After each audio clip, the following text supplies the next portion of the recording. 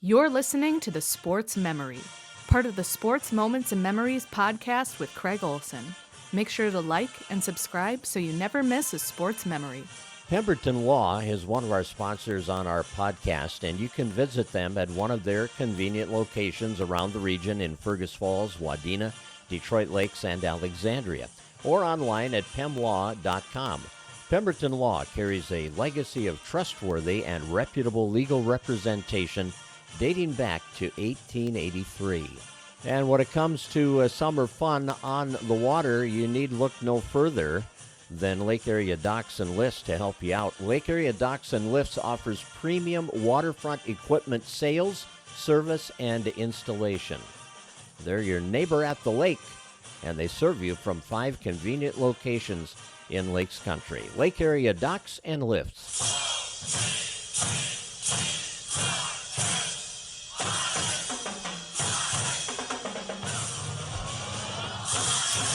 In 1984, the Fergus Falls boys basketball team qualified for state for the first time since 1957. Back on March 1st of this year, we had 6 members of the 1984 basketball team join us following an Otter home game at the old Roosevelt Gym. Tab Meyer, Steve Thome, Keith Pearson, Tim Swenson, John Thunsell, and Todd Johnson from that 1984 team shared their memories, and we're going to share some of those memories with you over the next several minutes as we revisit that 1984 season that saw the Otters go 20-4 and get to state for the first time since 1957. It was a special year, and Coach Bob Bjorklund and Coach Steve Atchison are also going to share their memories of that very special season. And let's start there. I asked Coach Bjorklund when he knew this was going to be a special team. You could tell that they had a lot of basketball savvy in them, and so they had a high basketball IQ, but I think some of the beginnings of that were 2 years earlier maybe, when we'd come off a pretty nice season in '82 and made some noise in tournament play, and there were some good things happening, we could tell, in the future of Otter basketball based on how that year went, and then could see on the horizon some really good players that were going to be able to put it together. They were a very spirited group, and they played with a swagger. Even back then when we were just learning about what swagger was, they came into the gym and it was like, we know who we are, and we're going to be pretty good here tonight. I think we had high expectations. But I think the high expectations started a lot longer than the year before that. Yeah. I mean, we were talking about that in 7th grade. Yeah. And most teams talk about that. But you remember, we were the first really generation that came through with the Saturday basketball program. Yep. We were kind of the first fruits of that labor. And we had some good coaching. Wally helped out early. We had good coaches all the way up. You know, the coaching staff that we got to be a part of, and it certainly was a teamwork kind of a thing. So Atch and I, and then Dave Lurkey was part of that as a volunteer coach, and Roger Olson, of course. And so we were together, the 4 of us, for a number of years there. But then you look at what we had done in the junior high ranks too, with Wally Pearson and Pat Hardina, and I suppose Dave Schneck wouldn't have been there then, and I get my years mixed up a little bit here, but Jeff Moon maybe at that time. So you're right, just a fun coaching staff, and so good to be surrounded by that kind of basketball intelligence and camaraderie. I don't know if I thought I knew we were going to be good, but Breckenridge used to really give it to us. Those our 10th grade and our 11th grade, they really gave it to us, and we were really gunning for them. Breckenridge, when that year came around, I remember that we wanted that more than anything, because they beat us by quite a bit when we went to the holiday tournament the year before. And we were going in there that year. We were saying, yep, this is what we were really going after. So, and we knew they had strong guards. We knew they could really shoot the ball. So, And everybody inside was 6'5", 240. yeah. It's amazing because our junior year, our junior year, we took our lumps. I don't remember what our record was, but it wasn't great. We had a lot of close games then, too. Yeah, but we also took some lumps from some teams that were just really better than us and kind of put us in our place. And I think that goes, Craig, to the makeup of the next year, because the next year then, you're adding Keith at the one guard spot and Thomer and the rest of it's like the makeup changed from taking our lumps to a group that really just came together, and it was kind of like it's our time. We've been through the battles. We're prepared for this, and we're going to be okay. And as the season went on and you start winning close games, your confidence level just goes skyrocket, right? Yeah, you think about that, huh? The blend of players that we had and the skill set that they brought to the table, that is fun to reflect on and really fun to think about. Because, the good shooters, some of our inside guys weren't the best 18, 19, 20-foot shooters, but they sure were accurate from 10, 12 feet. So you're right, with John Thunsell in there as a big presence, and I think he probably led the team in blocks. In fact, I know he did because I looked at the stat sheet. Yeah, you cheated. There's a cumulative stat sheet that I looked back in the archives and found it. Anyway, and then, like you say, with Steve Thome and Tim Swenson, a pretty big lineup. And then the two Fiested cousins, we called them Major and Minor. Mm-hmm. That's right. The senior and the junior, Todd Fiested and Mark Fiested. And they had some length to them, too. And the combination of tenacity, and they were edgy at times. Oh, yeah. Kind of They were. right on the border of, okay, we got control of these guys, but in a good way. It was in a good way because that competitiveness stood out. Yeah, so like you said, the full range of skill set was huge. I think hearing the name of John Thunsell during this conversation here, I think he came so far his senior year as a big man, and sometimes big kids are a little longer to develop. I can remember in the beginning of the year when John Thunsell got in the game, and it was like, man, he's having a nice couple of minutes, and he was getting more and more minutes, and pretty soon the last few games of the season was like, get the ball into Thunsell, he's on the block, and he's posted up so nice, and it was like he really was such an addition to that post player in the paint presence. That was a key factor, I think, to getting to the state tournament. Just his physical presence and what he could do down in the block, and what kind of a great development season he had. I remember it just being a year where we eked out a lot of wins, barely. But we, 95% of the time, we were on the winning side of these tight games. We just found a way to get it done. We could run and gun and score 80 points, or we could play a box and one and sit there and do nothing and win 33-31. You just don't see scores like that anymore. It's been 40 years, Thomer. I don't remember scoring 80. I don't know, man. It's been a long time. That maybe was a week with 3 games involved. We had a goal and we called ourselves family, and we really grew up together playing for so many years prior to that year, and our motto a lot of times was family. And we left huddles saying family and how much it meant to us and how close we were. And just seeing what everybody meant to each other. I'll play off what Tad was talking about with family. You see it a lot now, and Keith, you've coached a lot of years too. I coached for 25 years at the high school level. And you see a lot of teams run out with family on their stuff. You see a lot of college programs run out with family on their warm-ups. That's really the first time, I think, in '84 that I had heard kind of that phrase around a basketball team. And I was telling Coach Bjorklund here tonight, I said, I remember our preseason meeting before the season started, and Coach said, "This is your family. We are going to spend so much time together in the next 4 months or 5 months, whatever it is, that this is your family more than you're even probably going to see your family at home." And we jokingly, some of us walked out that night, and we were like, you'd walk by each other in the hallways, and I remember doing this, walk by a teammate in the hallway, and whether it was Keith as a sophomore or the juniors or us seniors, and you started going, hey bro, and we did it, I think, to start with. It was almost like we were kind of making fun of a little bit of the preseason meeting. in the end, it meant everything to what we were as a group. Like I said, I coached a lot of years, and I have never coached a group that was as close as the 84 group that when I played.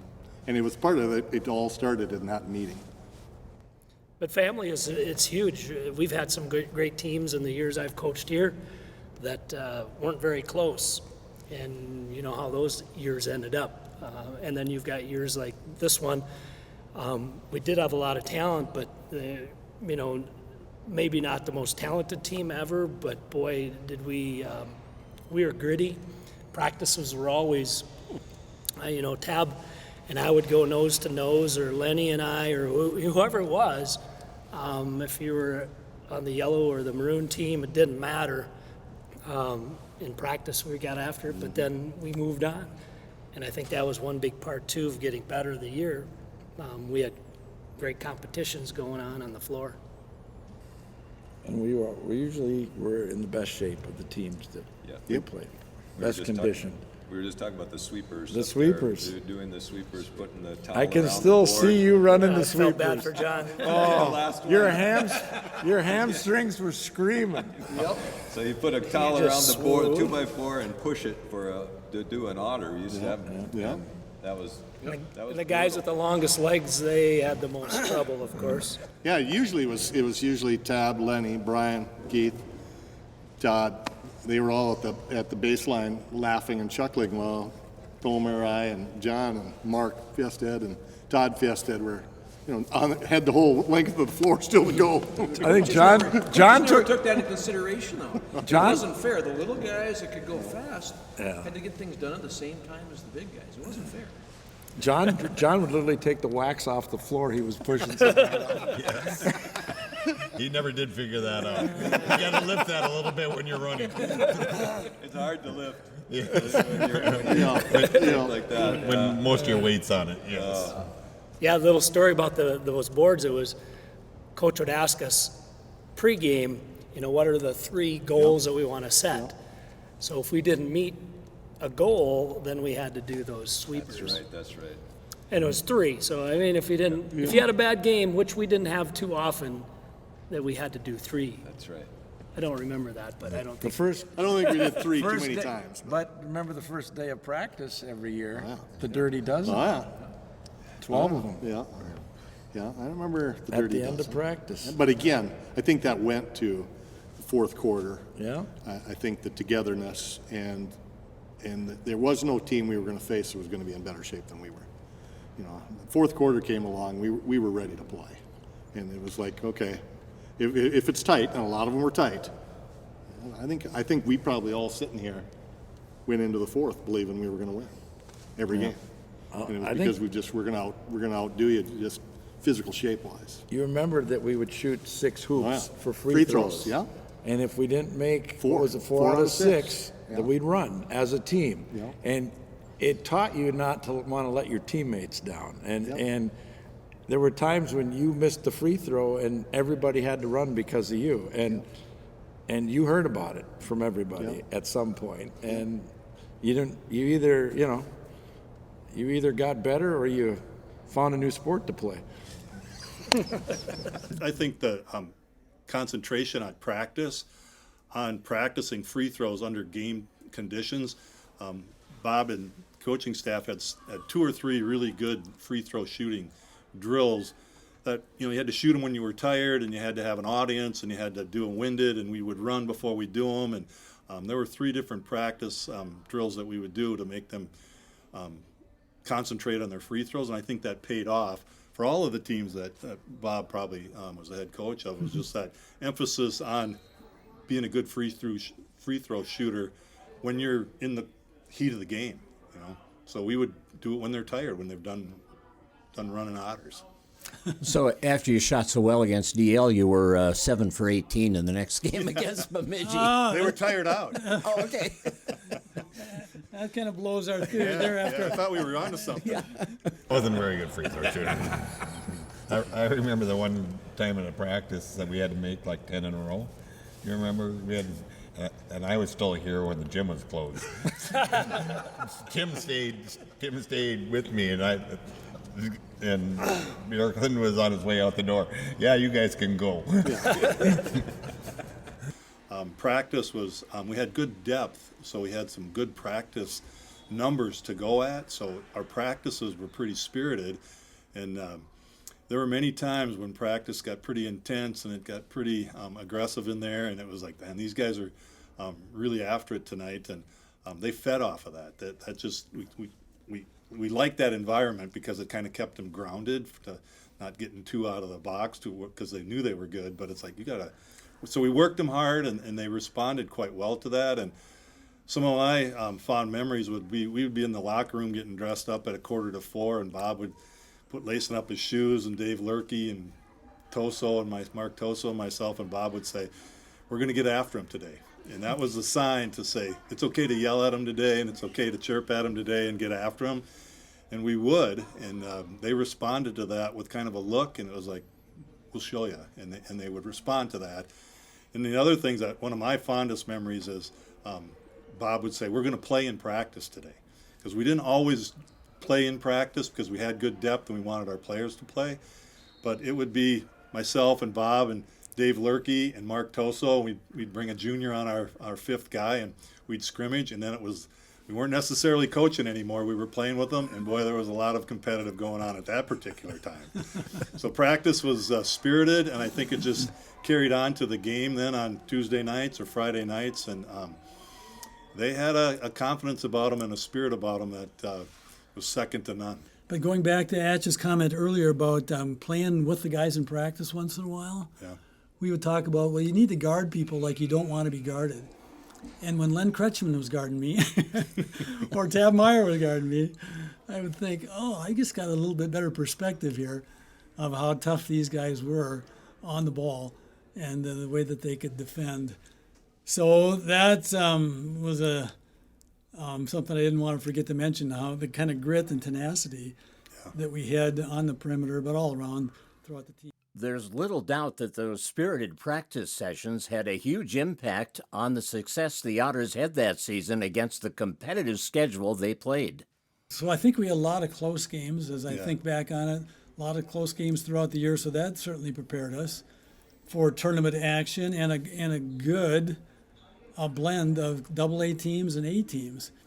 I mean, we played some of the best Class A teams in the state in Pelican Rapids and Breckenridge, and then a lot of good AA opponents too. So back in the two-class system, it was fun to be in the big school deal. You know, when we're playing Moorhead twice a year, of course, like we always did back then, and had good games with them. And Bemidji was good, and you know, I guess I can't keep repeating or naming teams because I don't know if I can remember the ones that we had the closest games against, but good opponents.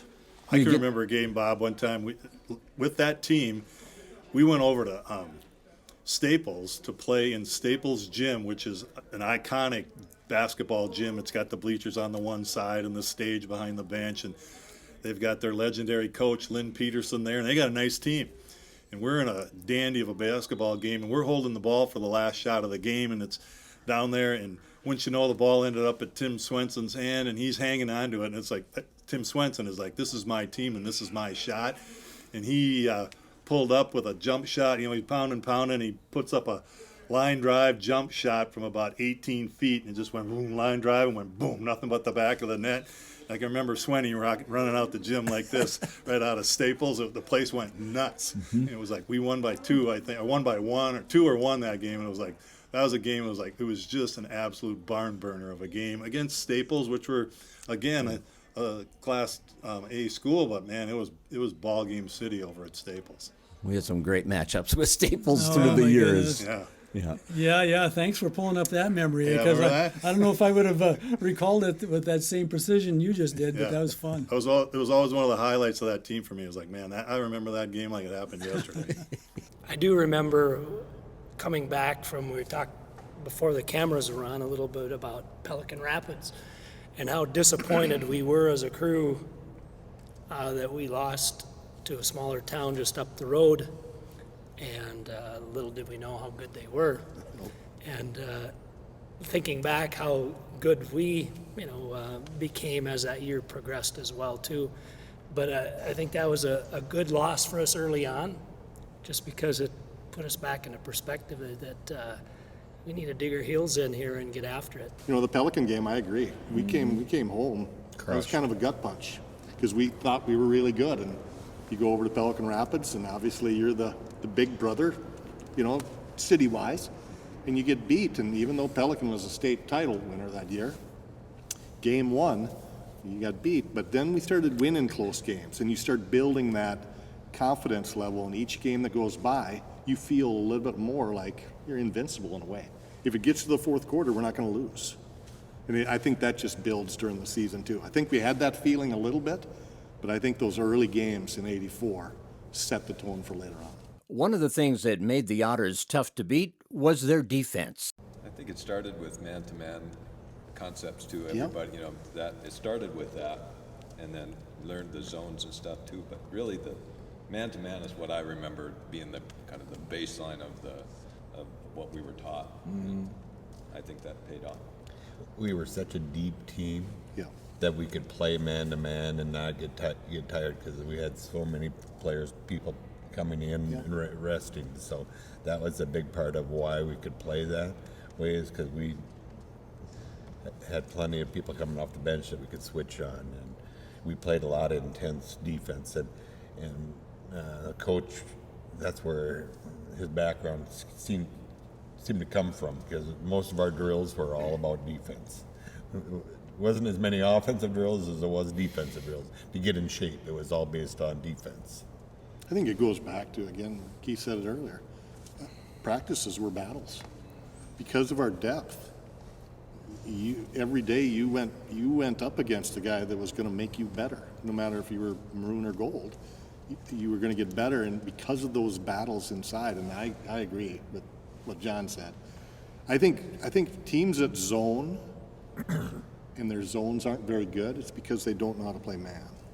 You can't be a good zone team until you know how to play man-to-man principles. And we practice man a lot.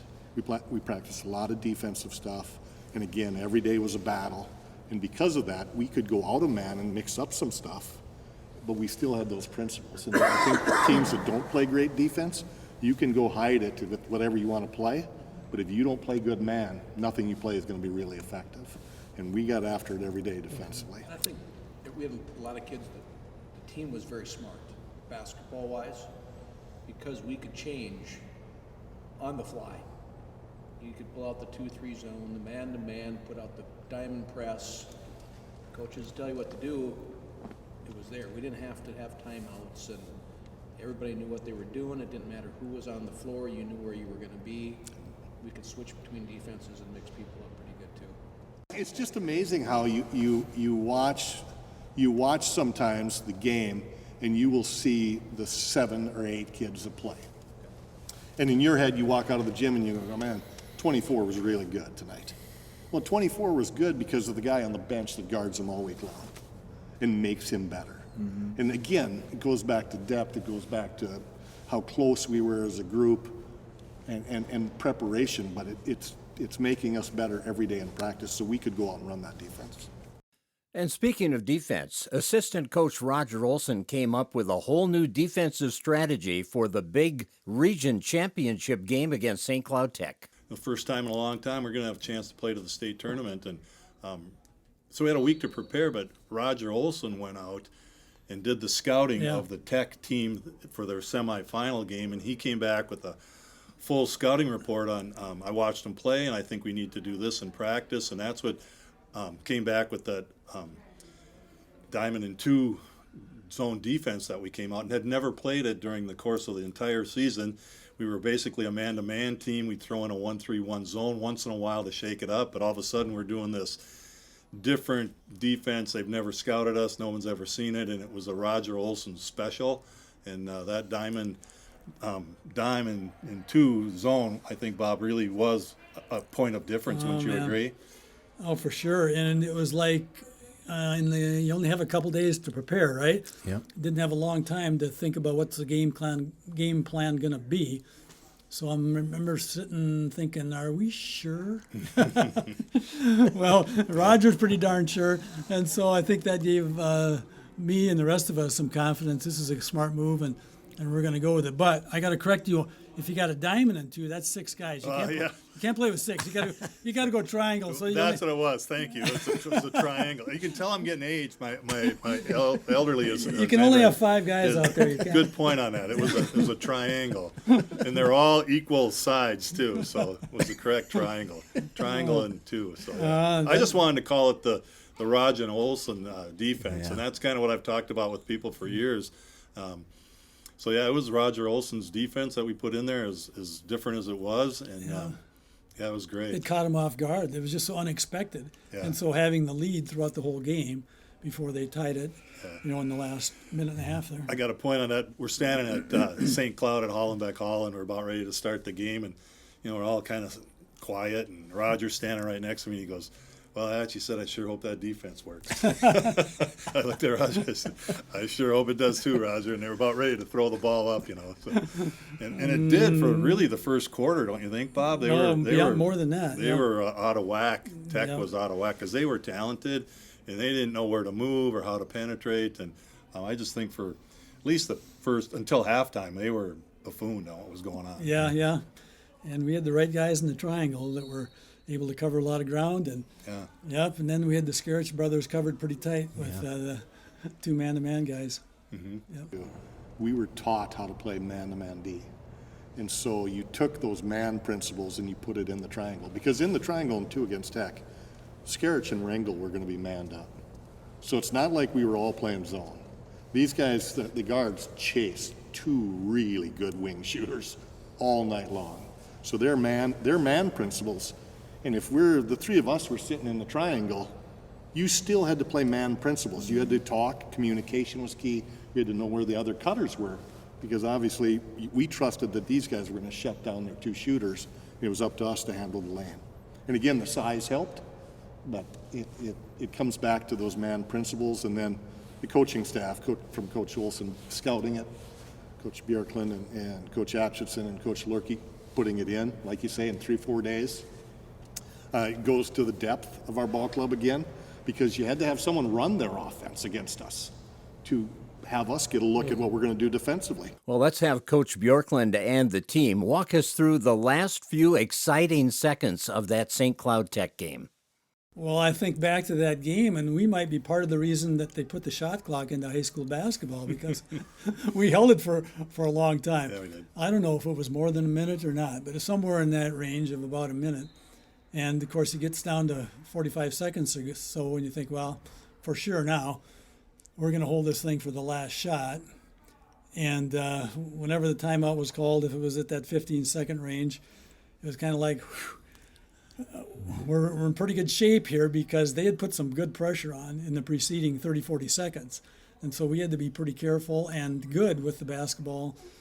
And, the play, if you want to call it that, it was more a scheme of how and when can we get the ball to Swenny. And,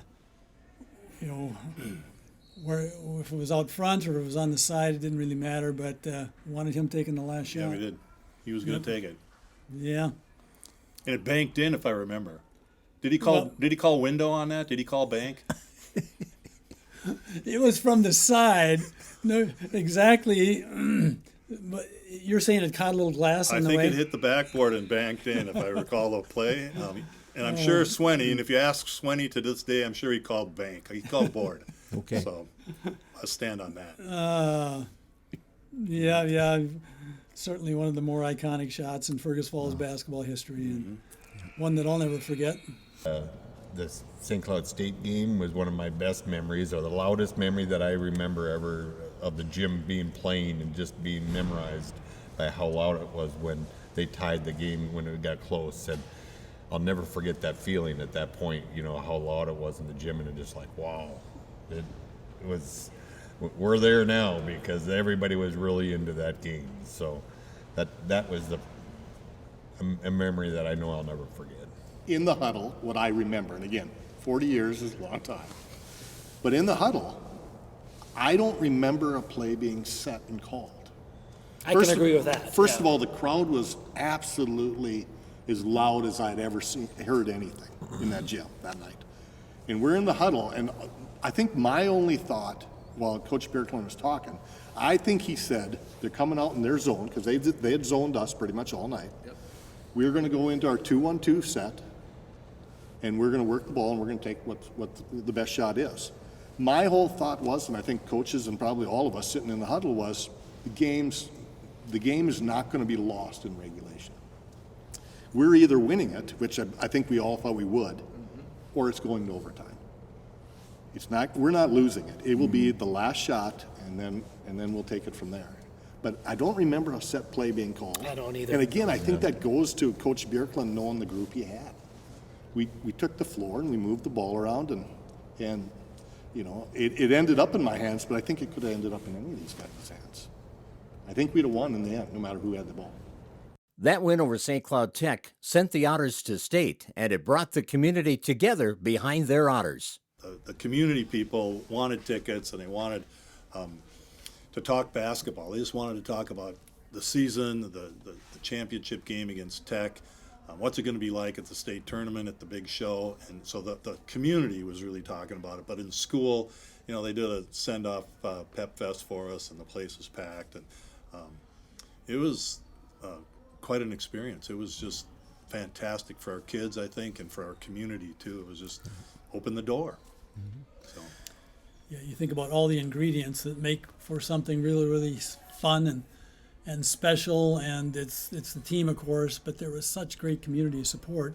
We came back from St. Cloud and Hallenbeck Hall that night, and came back to the gym here after that section championship, and the place is packed. Yeah.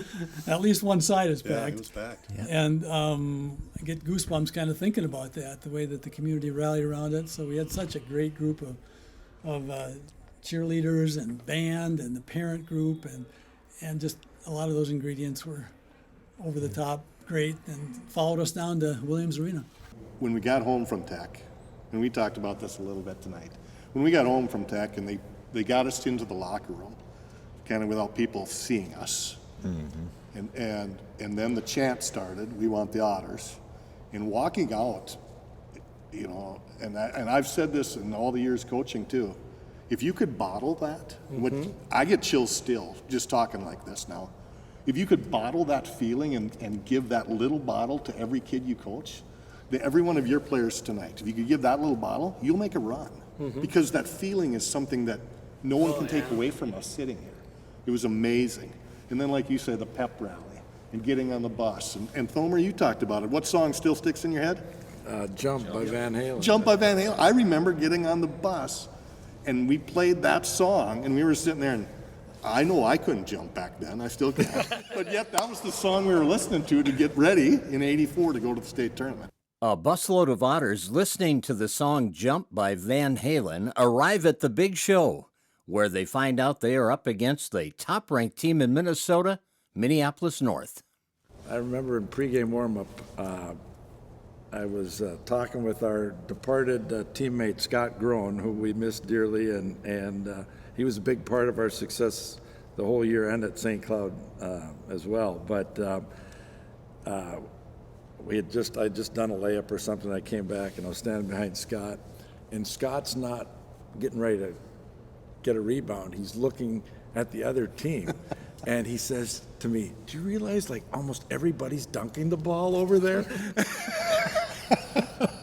I remember. And I said, "No, I didn't realize that." So I turned and looked, and yeah, I mean, they had a lot of guys that could dunk. I mean, it was a pretty impressive team. I was excited to play on Williams Arena floor, and you know, I could jump pretty well on any floor, but on Williams Arena it was literally like a trampoline. I mean, I felt like I could fly when I was out there before the game started, and so I was not intimidated, and I was excited to play, you know, the #1 team in the state, and you know, they were a heck of a team, but we gave them everything we could. You know, we threw everything at them, and for 3 quarters we were tied with them, you know, and you know, we ran out of time, I think. We had some good lateral quickness out front, so up against North, it was put to a big test. That's for sure. I didn't feel that quick that day. I knew that. And all you want when you get to a tournament sign like that is to play hard and to be healthy. Unfortunately, you are not healthy. Right. Yeah. Yeah. Right. That was a bummer to have Tim Swenson down with the flu there and whatever kind of bug he had. And so you get up that morning and how are we going to be feeling here today? And then you get that news and go, okay, this is not what we were expecting to be here, is less than full strength. Mm-hmm. We played a dynamite game against Minneapolis North. We played them tough. Mm-hmm. And they had some kids that went on to play Division I basketball. Brett McNeil, Bronson McNeil, two brothers. Mm-hmm. A kid named Carter. I got a funny story about Carter because, we're playing at Williams Arena, right? So it's the elevated floor, and I think for the most part of the game I stayed down where the team was. But a couple times I'm up on the elevated floor, and I yelled out at the ref, the last time we shot a free throw, this guy went in early and got the offensive rebound. Or number 25, whatever it was. He turns around, smiles at me, and goes, yeah. So anyway, Steve Thome had a great game and played tough, but we came out on the short end. Yeah, defensively in that game, we played really solid defense that game. It was a battle on the boards, and we were competing there. I remember North was quick to jump and could really extend into the offensive board area, but it was real tough and physical in there. We played them tough.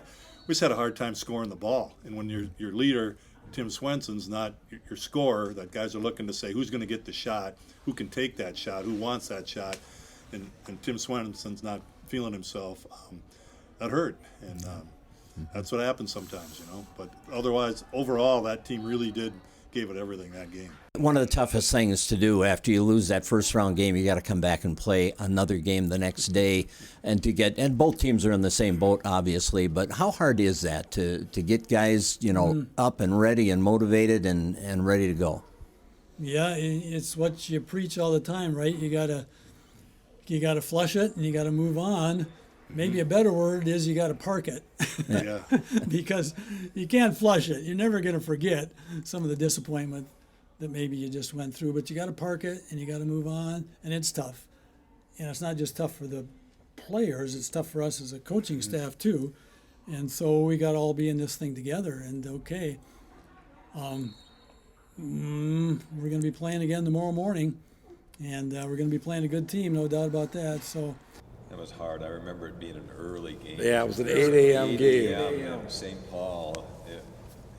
That was hard. And I don't know what the teams have done at state tournaments since then, but back when we stayed at downtown St. Paul in the hotel rooms, it was 4 boys to a room.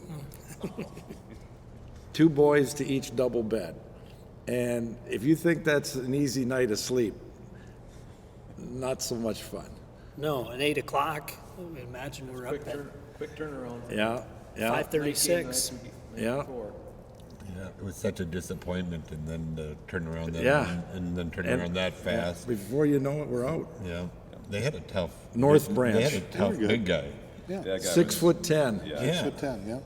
I won the opening jump. I remember that. Oh, good. Yeah, I remember that too. I was going to beat him at it. And that floor wasn't that good either. No, that was jumping about off. as bad a floor Terrible. as What Williams Arena was where good. was that at? No, St. Paul Civic Center. Yeah. It's one of those floors they pieced together, Yeah. and there was And there's gaps nothing and- really behind the basket either. Behind the basket No, for it years. was tough to shoot. Yeah. Yeah. We never talked about really winning at practice. It was like, you better work hard at practice today. And well, like how, Coach? And that would be the practice that the intensity would kick up and they'd be ready for Friday night. But we didn't say, hey, we're proud of how many wins we had. It's like, well, we're really proud of this practice today. You're ready for Friday night. And that's about how it That's went. interesting, isn't it? The winning takes care of itself, and Yeah. here we're going to do the things that we know we can do and do them right, and Yeah. whatever happens, and winning will take care of itself. Yeah, we talked very little about how many wins, what our record was. We talked a lot about how we practiced that day. How'd it go? And they were intense practices. Yeah, see, when you do your due diligence at the end of the year, you get Takes care of 20 wins. business. Yeah, that's good deal. Well, 40 years later, You're back in the gym here, the old Roosevelt gym. The Otters are starting to use this a little more. And talk Pretty about fun, isn't I it? love that. Play there more. Be there often. Yeah, talk about this place. I mean, this playing in this gym. Oh man, does that bring out memories, right? Just so many fond memories that go beyond even the winter, because we would do summer camps here with the youngsters, and the backcourt club was Remember active. Summer League in here? Oh, Hotter man. than Blazers in here, and you and I and Denny Hansen. And it was Yeah. Summer League, and the kids would come in here and play just as hard in the summer when it was 90 degrees in here. And then some of the from there. So keep going, Bob. I'm sorry to interrupt you. no, it was no. nuts in here in the summer. Well, you were a legend in the summertime for being a one-man reffing crew there, because we would ref those summer league games, and oftentimes it was one guy reffing reffing the game, One not game. two. Yep, yeah, not reffing two games. No, one game. One game. Whole court. Ah, man, the memories of this place, yeah, they just kind of flood my spirit and my soul. And it's not just what the scoreboard says at the end of it. It's just kind of the grittiness of practice and the bonding together that comes with being, on a team, and all the things you'd like to say are so valuable about sports go way, way beyond the winning and losing, and just the life lessons that can be learned from that. And so it's pretty special. Yeah. Is there anything like the "We Want the Otters" when you're down waiting to come out? You hear the crowd and the pep band. It's pretty cool. Oh man, we can both picture it when our kids were just youngsters, Oh, yeah. being around the team and stuff. And I've got this memory of, my son and daughter and your kids kind of standing in that entryway as the team's coming out, and and that says something too, right there. When you've got players that you want your kids to be around, that's good stuff, because you're interested in having them, rub shoulders with them. Awesome. Thanks, guys. 40 years goes too fast. No kidding. Well, that's sprinted by. Hey, I got a question for you. Yeah. We pick an all-tournament team or an all-opponent team, Yeah. and I'll see if I can remember. But do you have any idea who the 5 people were on our all-opponent team In 84? in '84? Which 5 guys you think the players voted on to be a part of our all-opponent team? That's a really good. A kid from Moorhead, maybe Quinette, being on the team. Somebody from Steve Moorhead. Quinnett Yeah. from Moorhead. Very good. One for one. There's probably a kid from Staples on that team. I don't think so. There's got to be a kid from Pelican Rapids Yeah. named Westby on that team. There you go. I would say Pat Westby was probably on that list from Pelican. You got There's 2. got to be a kid from Breckenridge on that team. I don't. And you can see that as in my upper 60s now, my memory's not where it needs to be. But I got a couple of them on there. Finish the rest Well, of it I'm for not us. sure I can finish it, but I know that Scarich was on there, Sam Scarich, the senior from St. Cloud Tech, and then one of the McNeils, I think it was Brett McNeil. sure. Brett McNeil from North. And then I do know the last one. It was a Bemidji kid named Leyendecker. As you say the name, it's like, oh, yeah, that kid. Yeah. That kid. Anyway, not that that's important, I guess, for what we're talking about here, but just kind of interesting, because the players at the end of the year would kind of look back at the season and say, okay, we'll vote on some guys. And, Yeah. Good stuff. Thanks, guys. Thanks for having Enjoy us. the Hey. night. Yeah. Thanks for having us. Thanks for having us, is right. Awesome. I'm on the air in 5 minutes. You're on in 5 minutes. I did see you glance down there. Yeah, Russ. these guys are rambling here. We're just rambling. Oh, it's great. Oh, Would man, you I guys love quit this. being so long-winded?